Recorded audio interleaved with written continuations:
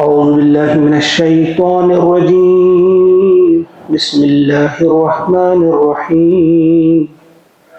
وهو الذي مرج البحرين هذا عذب فرات وهذا ملح أجاج وجعل بينهما برزخا وحجرا محجورا صدق اللہ العظیم۔ سورۃ الفرقان آیت نمبر 53۔ چند آیات کا مطالعہ آج ہم کریں گے انشاءاللہ۔ اللہ تعالیٰ کی وحدانیت، توحید کے دلائل دیے جا رہے ہیں، اسی کا سلسلہ اس وقت جاری ہے، اور ایک اور نشانی ہمارے سامنے رکھی جا رہی ہے۔ فرمایا وَهُوَ الَّذِي، اللہ کی ذات وہ ذات ہے، اللہ تعالیٰ ہی ہے وہ، الَّذِي مَرَجَ الْبَحْرَيْنِ، الَّذِي جس نے مرج ملایا، البحرین دو سمندروں کو یا دو دریاؤں کو، دو سمندروں کو ملایا، ھذا عذب فرات، یہ شیرین ہے اور خوشگوار ہے، یعنی ایک میٹھا اور لذیذ ہے، شیرین اور خوشگوار ہے، وَھذا ملح اجاج، اور یہ ہے تلخ اور بدمزہ، وَجَعَلَ اور بنایا، بینہما ان دو کے بیچ، ان دو کے درمیان، برزخا ایک پردہ، وَحِجْرًا مَحْجُورًا اور ایک مضبوط آڑ۔ تفسیروں میں اس کی بڑی وضاحت آئی ہے، لیکن آج بڑے سادہ طریقے سے، شاید ہی ہم میں کوئی ہو جس نے یہ نہ دیکھا ہو، اس قسم کی ویڈیو نہ دیکھی ہو۔ وہاں ہم دیکھتے ہیں کہ جب دریا سمندر میں داخل ہوتا ہے، دریا کا پانی جو میٹھا ہوتا ہے، جو پینے کے قابل ہوتا ہے، اور سمندر کا پانی جو کھارا ہوتا ہے، جس سے پیاس بڑھتی ہے، پیاس لگتی ہے، اور یہ جو دریا کا پانی ہوتا ہے اس سے پیاس بجھتی ہے۔ دو قسم کے پانی ہیں۔ جب یہ دریا کا پانی، جب بھی کوئی دریا کسی سمندر میں داخل ہوتا ہے، آپ دیکھتے ہیں دور تک وہ الگ الگ چلتے ہیں۔ ایک تو یہ اس کے ہے کلیئر، اور دوسرا یہ ہے کہ سمندر میں بھی، وہ بھی اب آپ نے دیکھے، سمندر میں بھی میٹھے پانی کے چشمے پائے جاتے ہیں، جہاں سے پانی لیا جاتا ہے پینے کے لیے، اور وہ دور تک الگ الگ جاتے ہیں، ملتے نہیں آپس میں۔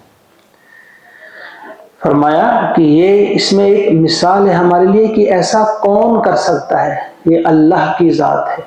یعنی ان چیزوں، ان نشانیوں پر غور کرنے سے آپ اللہ کی معرفت حاصل کر سکتے ہیں، اللہ تعالیٰ کی وحدانیت، اور اللہ کو ایک ماننے کے لیے آپ تیار ہو جائیں گے۔ یہ پانی دو ہیں، پانی ہے وہ، لیکن الگ الگ جا رہے ہیں، میٹھا الگ ہے، کھارا الگ ہے، اور بیچ میں ایک ایسی آڑ ہے جو غیر محسوس ہے، نظر نہیں آتی، لیکن ہے، ایک بیچ میں ایک آڑ ہے، مضبوط آڑ ہے۔ وَهُوَ الَّذِي، اور وہی ہے، الَّذِي جس نے خلق پیدا فرمایا، من الماء پانی سے، بشرا انسان، اور اللہ ہی ہے جس نے پانی سے، یعنی ایک پانی کے ایک بوند سے پیدا فرمایا ایک انسان کو، فَجَعَلَهُ پھر بنایا اس کا، یعنی اس کو بنایا نسباً خاندان والا، وَسِحْرًا اور سسرال والا۔ یعنی انسان کو پیدا فرمانا کیا یہی کم تھا اللہ تعالیٰ کی ذات پر ایمان لانے کے لیے؟ یہی بہت تھا، لیکن پھر آپ اگر اور غور کریں گے اس بات پر، صرف انسان کو پیدا نہیں فرمایا بلکہ دو سلسلے آگے چلائے، ایک ہے خاندانی سلسلہ اور ایک ہے سسرالی سلسلہ۔ مثلا آپ کے ہاں بیٹا اور پوتا، یہ ایک سلسلہ چلا، بیٹی اور نواسی، یہ ایک سلسلہ چلا، اور آپس میں جب رشتے قائم ہوتے ہیں، ناطے قائم ہوتے ہیں، تو آپسی ہمدردی، آپسی محبت بڑھتی ہے۔ تو فرمایا کہ یہ دو رشتے، دو خاندانی رشتے اور سسرالی رشتے قائم کی۔ وَكَانَ رَبُّكَ قَدِيرًا، اور ہے تیرا رب قدیر، یعنی قدرت والا، تیرا رب جو ہے وہ قدرت والا ہے۔ یعنی اس میں یہ تو ایک واضح بات ہے کہ کس طرح سے ایک مرد کو پیدا کیا، لیکن مرد میں ساری قوتیں ہونے کے باوجود وہ ادھورا مانا جاتا ہے جب تک نہ عورت بھی ہو۔ عورت میں ہزار خوبیاں ہوں، ہزار قسم کی چیزیں اس میں موجود ہوں، لیکن مرد کے بغیر وہ ادھوری ہے۔ تو یہ جو اختلاف ہے اس میں بڑی خوبصورتی ہے، اس میں حسن ہے۔ اگر صرف مرد پیدا کیے جاتے اس کائنات کا چلنا ناممکن تھا، صرف عورتیں پیدا کی جاتی کائنات کا چلنا ممکن نہیں تھا، تو دونوں کو پیدا فرمایا۔ دونوں میں بہت سارے بظاہر بڑے اختلاف ہیں۔ جسمانی ساخت آپ دیکھیں گے، مرد کی ایک قسم کی ہے، اس کے اعضاء ایک قسم کے ہیں اور عورت کے دوسرے قسم کے ہیں، لیکن اس اختلاف میں حسن ہے۔ جو ذوق نے کہا ہے نا، اے ذوق اس چمن کو ہے، اے ذوق اس چمن کو ہے زیب اختلاف سے۔ یعنی اس دنیا میں جو خوبصورتی ہے وہ اختلاف سے ہے۔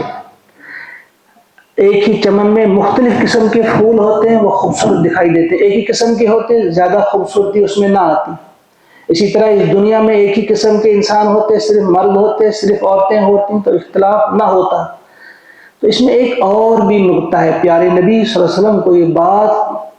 بتائی جا رہی ہے، سمجھائی جا رہی ہے کہ دیکھو اس وقت جو آپ دیکھ رہے ہو، جو آپ بڑا اختلاف جو ہو رہا ہے، لیکن اس کائنات میں اس اختلاف کے پیچھے ایک زندگی ہے، اس اختلاف کے پیچھے ہی حسن ہے۔ لگے جو آپ کی مخالفت کر رہے ہیں، آپ کے لیے پتہ نہیں کیا کیا کچھ کر رہے ہیں، تکلیفیں آپ کو پہنچا رہے ہیں، آپ کے ساتھیوں کو بڑا تنگ کر رہے ہیں، لیکن اس کے بعد جو اس اختلاف کی وجہ سے چیز آنے والی ہے بڑی خوشگوار ہوگی۔ مرد اور عورت میں اختلاف ہے، اس اختلاف کی وجہ سے ایک تیسری جان دنیا میں آ جاتی ہے جو باعث خوشی بن جاتی ہے، جو اس کائنات کو قائم اور دائم رکھنے کے لیے انتہائی ضروری ہے۔ تو اختلاف بھی اسی لیے بہت ضروری ہے۔ اختلاف کے بعد ایک نیا سلسلہ چلتا ہے، ایک نئی زندگی جو ہے اس کو وجود ملتا ہے۔ تو اس میں یہ ایک نقطہ بھی اس کے پیچھے ہے، وَكَانَ رَبُّكَ قَدِيرًا، کہ یہ تیرے رب کا کام ہے، تیرا رب اس بات کی قدرت رکھتا ہے اور کوئی نہیں رکھتا۔ مگر دیکھیے ذرا لوگوں کی عقل، مگر دیکھیے ذرا ان لوگوں کا رویہ کیا ہے، وَيَعْبُدُونَ مِن دُونِ اللَّهِ، یہ پوجتے ہیں اللہ کو چھوڑ کر، یہ عبادت کرتے ہیں اللہ کو چھوڑ کر، ایسی چیزوں کی پوجا کرتے ہیں، ایسی شخصیات کی پوجا کرتے ہیں جن کی ما لا ينفعهم، جو نہ انہیں کوئی نفع پہنچاتے ہیں، ولا يضرهم، نہ انہیں کوئی نقصان پہنچاتے ہیں۔ یعنی اللہ تعالیٰ کی اس چیز کو دیکھتے ہو کس طرح سے اس نے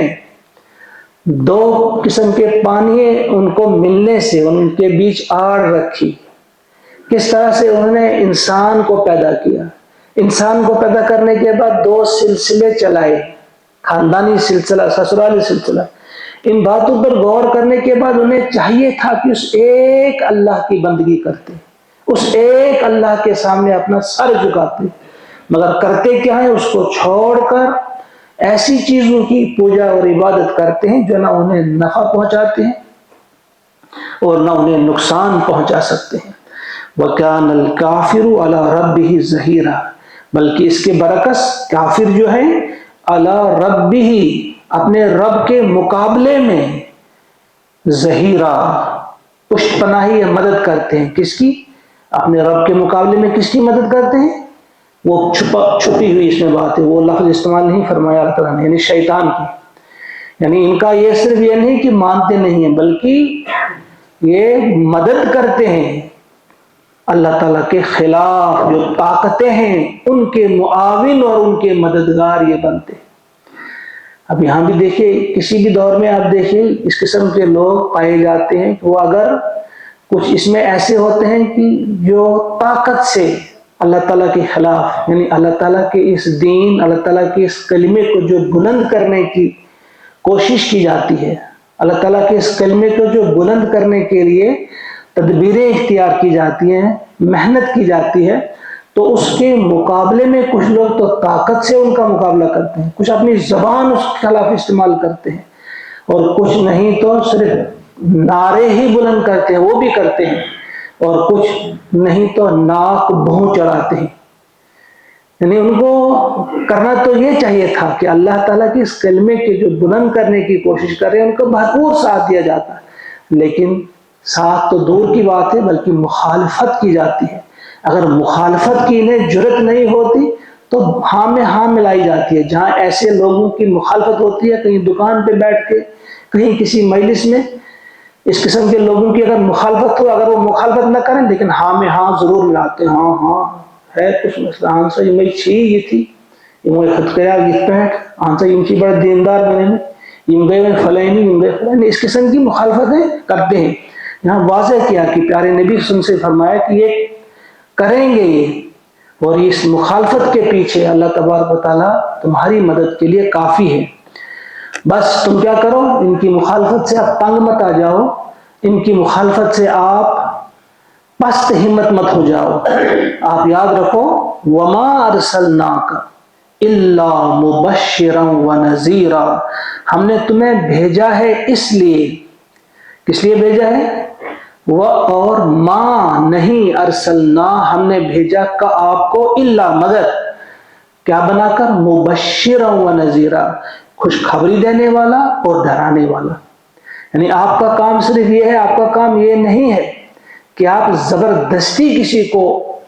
ایمان کی طرف کھینچ کر لائیں، یا جو آپ کی مخالفت کرتے ہیں تو آپ زبردستی ان کا منہ بند کر دیں، یہ آپ کی ڈیوٹی نہیں ہے، بلکہ آپ کا کام یہ ہے کہ آپ دعوت دیں، جو آپ کی دعوت پہ لبیک ہے آپ نے اس کو خوشخبری سنانی ہے کہ آپ کو اس پر بڑا اجر ملے گا، اور جو نہیں مانتا ہے آپ کی مخالفت پہ اڑا رہے آپ نے اس کو ڈرانا ہے، انذار کرنا ہے، بس یہی آپ کی ڈیوٹی، اس سے آگے بڑھ کر آپ کی ڈیوٹی نہیں ہے کہ آپ زبردستی کسی کو منوائیں، آپ زبردستی کسی کو اپنا معاون بنائیں۔ کل اب فرمایا جا رہا ہے آپ فرما دیجئے اے نبی صلی اللہ علیہ وسلم، ما اسألکم علیہ، ما اسألکم نہیں مانگتا ہوں میں تم سے، علیہ اس کام پر جو میں کر رہا ہوں، یعنی میں جو تمہیں یہ بات بتا رہا ہوں، اللہ کا پیغام سنا رہا ہوں، تمہارے فائدے کی جو باتیں بتا رہا ہوں، اس پر میں تمہیں نہیں مانگتا من اجر، کوئی اجر، اس کی کوئی اجرت، اس کی کوئی فیس میں تم سے نہیں لیتا۔ جو میں تم سے یہ بات بتا رہا ہوں، جو قرآن تمہیں بتایا جا رہا ہے، اللہ کا پیغام جو تمہیں سنایا جا رہا ہے، کیا اس کی فیس میں نے تم سے لی؟ کیا اس پر میں نے تم سے کوئی اجرت لی؟ میں تم سے کوئی اجرت نہیں مانگتا، میری اجرت یہ ہے کیا، الا من شاء، مگر یہ کہ جو چاہے، ان یتخذ کہ وہ اختیار کر لے، الی ربہ سبیلا اپنے رب کی طرف کا راستہ، اپنے رب کا راستہ، یعنی میری اجرت یہی ہوگی کہ تم اس راستے کے راہی بنو، تم اس پیغام کو قبول کرو۔ یعنی کس درد کے ساتھ اور سوز کے ساتھ یہ بات بتائی جا رہی ہے پیارے نبی صلی اللہ علیہ وسلم سے کہ میں آپ سے کوئی فیس نہیں مانگ رہا ہوں، میں آپ سے کوئی اس کا معاوضہ تم سے نہیں لینا چاہتا، نہ لے رہا ہوں، نہ کبھی لیا نہ لے رہا ہوں، بلکہ میں تو صرف یہی چاہتا ہوں کہ تم اس راستے کو اختیار کرو، یہی میری اجرت ہوگی، یہی میری فیس ہوگی۔ قل ما اسألکم علیہ من اجر الا من شاء ان یتخذ الی ربہ سبیلا وتوکل، اب فرمایا جا رہا ہے اے نبی صلی اللہ علیہ وسلم اور کیا کرو، اور بھروسہ کرو علی الحی اس زندہ خدا پر، الذی لا یموت جو کبھی نہیں مرے گا، اس اللہ پر بھروسہ کرو جو کبھی نہیں مرے گا۔ یعنی اگر آپ اپنے مخالفین کی طاقت کو دیکھ رہے ہیں، ان کی دولت کو دیکھ رہے ہیں، ان کی اجتماعیت کو دیکھ رہے ہیں، ان کے زور کو دیکھ رہے ہیں، ان کے اتفاق کو دیکھ رہے ہیں، تو یہ فانی ہونے والے ہیں، ختم ہونے والے ہیں، باقی رہنے والی ذات صرف اللہ کی ذات ہے۔ الحی یعنی زندہ رہنے والی ذات جو تمہارا خدا جو ہے وہ ہمیشہ زندہ ہے، اس کو کبھی موت نہیں آئے گی، لہذا زندہ خدا پہ آپ کو بھروسہ کرنا چاہیے۔ ان فانی طاقتوں کو دیکھ کر تمہیں اپنی ہمتوں کو توڑنا نہیں ہے، اپنی ہمت ہی ہار بیٹھیں گے آپ، یہ تو فانی ہونے والی ہیں، جتنی بھی طاقتیں ہیں، جتنی بھی قسم کے جتھے ہیں، جتنے بھی قسم کے لوگ ہیں، کتنے ہی وہ طاقتور ہوں لیکن ان کے لیے فنا ہے، لہذا آپ بھروسہ کیجئے اس ذات پر جو الحی ہے، تو یہاں جو بات یہ بتائی جا رہی ہے، کیوں بتائی جا رہی ہے کہ اللہ تعالیٰ زندہ ہے؟ آج ہمارے لیے کوئی نئی بات نہیں ہے، ہم میں سے بچپن سے ہی سب سنتے آئے، ہمارے لیے کوئی نئی بات یہ نہیں کہ اللہ ہے وہ تو زندہ ہی ہوگا، ہمیشہ سے ہمیشہ رہے گا۔ لیکن بہت ساری قومیں ایسی ہیں جن کا یہ اعتقاد ہے اور آج بھی ہے کہ ان کے لیے جو خدا ہے ان خداؤں کی بھی موت ہوتی ہے۔ باقی تو باقی عیسائیت والے جو ہیں، جو نصرانی لوگ جو ہیں، وہ بھی مانتے ہیں کہ ان کے خدا کی بھی موت ہوئی، 3 دن ہی کے لیے صحیح لیکن ہوئی۔ تو ہماری اس عقیدے کو مضبوط کیا جا رہا ہے، سمجھائی جا رہی ہے بات کہ اللہ کی ذات زندہ ہے اور زندہ ہی رہے گی، لا یموت، کبھی اس کو موت نہیں آئے گی، اس پہ بھروسہ کرنا ہے۔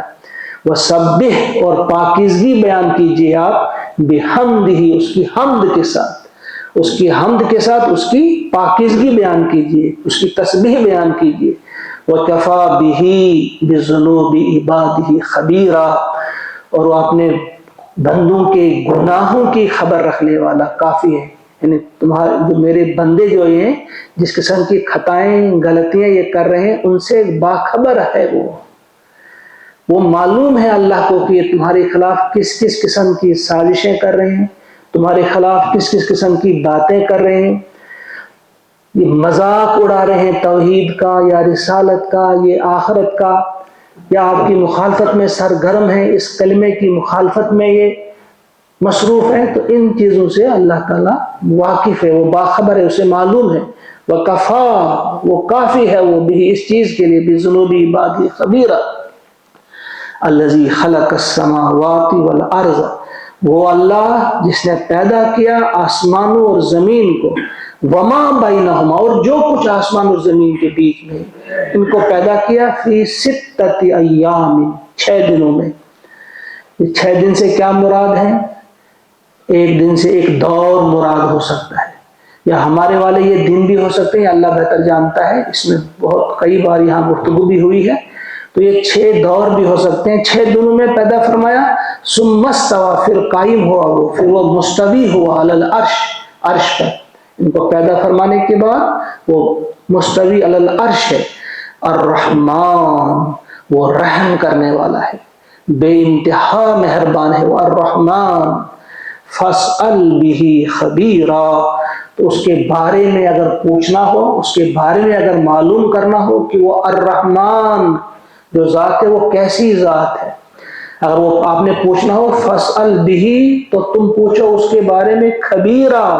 کسی باخبر سے۔ اس بات کو بہت سے لوگ اعتراض بنا کر پیش کرتے ہیں، میرے پاس بھی یہ کئی بار سوال ہے، محمد عربی صلی اللہ علیہ وسلم سے کہا جا رہا ہے کسی باخبر سے پوچھو، ان سے زیادہ خبر رکھنے والا کون ہے؟ تو یہ ایسی گنجلک سوال ہے، اس میں یہ تو ایک سادہ سی بات ہے۔ خبیر جو نام ہے اللہ کا ایک نام ہے، گویا اللہ تعالیٰ فرما رہے ہیں اگر میرے بارے میں تم جاننا چاہتے ہو تو کسی اور سے مت پوچھو، وہ مجھ ہی سے پوچھو، تو میرے ہی اس کلام میں دیکھو۔ اگر تم جاننا چاہتے ہو اللہ کے بارے میں، اللہ کی معرفت حاصل کرنا چاہتے ہو، تو اس میں آپ کو ملے گی خبیر۔ فصل بھی خبیرہ، اس اللہ کے بارے میں سوال کرنا ہے تو کسی خبیر سے کرو، کسی باخبر ہستی سے کرو، اور وہ باخبر ہستی خود اللہ تعالیٰ ہی کی ذات ہے۔ اللہ تعالیٰ کے بارے میں جو خود اللہ تعالیٰ جانتا ہے، کوئی اور نہیں جان سکتا، وہی جانتا ہے۔ اللہ تعالیٰ سے دعا ہے کہ وہ ہم سب کو توفیق عطا فرمائے۔ یہ جو آیت نمبر 59 تک 59 تک آج ہم نے مطالعہ کیا، ان آیات کو ٹھیک طرح سے اپنے دلوں میں اتارنے کی اللہ تعالیٰ ہمیں توفیق عطا فرمائے، اس کے مطابق اپنی زندگیوں کو سجانے اور سنوارنے کی توفیق عطا فرمائے۔ اللہم اجعل القرآن ربیع قلوبنا ونور ابصارنا وشفاء صدورنا وذهاب حمومنا وغمومنا، ربنا تقبل منا انك انت السميع العليم، سبحان ربك رب العزة عما يصفون وسلام على المرسلين والحمد لله رب العالمين۔ السلام علیکم۔